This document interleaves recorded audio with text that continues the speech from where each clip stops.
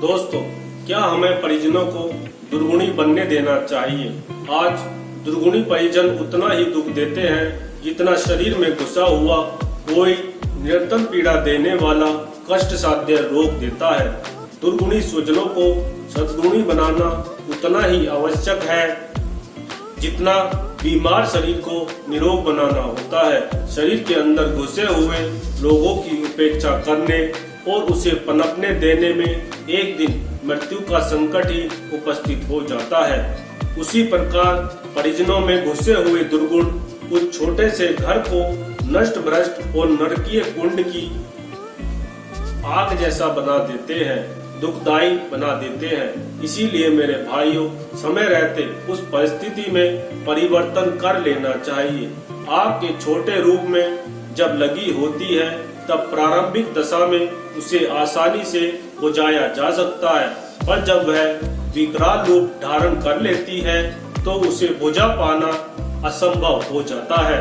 दुर्गुणों के समाधान के लिए प्रयत्न आरंभिक स्थिति में ही सफल हो सकते हैं। उनमें परिपक्वता आ जाने पर सुधार की गुंजाइश बहुत कम ही रह जाती है।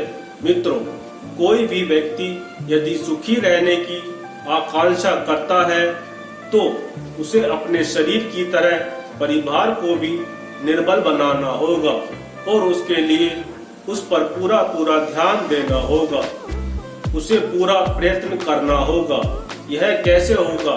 यह सोचते समय हमें यह ध्यान रखना चाहिए कि उपदेश देने की प्रक्रिया बहुत छोटी सीमा तक ही कारगर हो सकती है। इतने मात्र से यदि काम चल गया होता तो हर घर में कोई समझाने बुझाने वाला रहता ही है और वह अपने बलबूते कुछ न कुछ समझाता रहता भी है।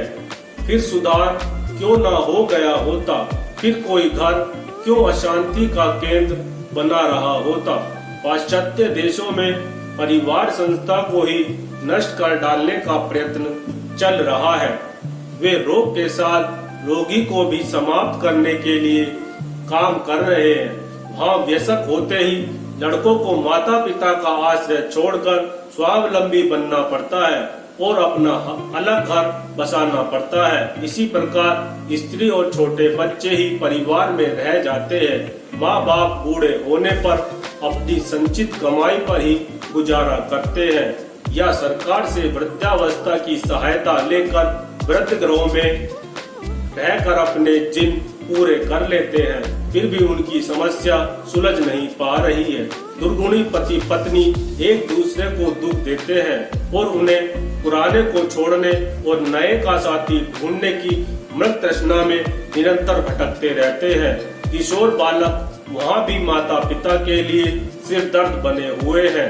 व्यसक होने पर स्वावलंबी हो जाने से पूर्व के दिन जब तक इस बच्चे किशोर रहते हैं, माता पिता को बुरी तरह उड़ाते रहते हैं। इस बुद्धि का यूरोप वाले भी नहीं सुलझा पा रहे हैं। फिर भारत में तो यह सुलझेगी कैसे, जहां माता पिता, छोटे भाई बहन, विधवाएं विधुर आर्थिक तथा अन्य कारणों से विवश होकर एक ही नाव में बैठकर पार करते हैं।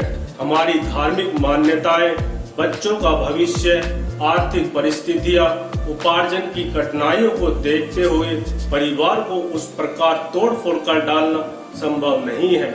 ऐसी दशा में यूरोप की अपेक्षा हमारे लिए यह और भी आवश्यक हो जाता है कि परिवार की परिस्थितियां सुधारने का प्रयत्न किया जाए और यह कार्य आर्थिक सुधार से नहीं, मानसिक स्तरों के स्वस्थ निर्माण से ही संभव हो सकता है। घर के लोग सद्गुणी बने तभी समस्या सुलझ सकती है। आपको इसके लिए प्रयास करना होगा और लगन के साथ जुट जाना होगा। धन्यवाद।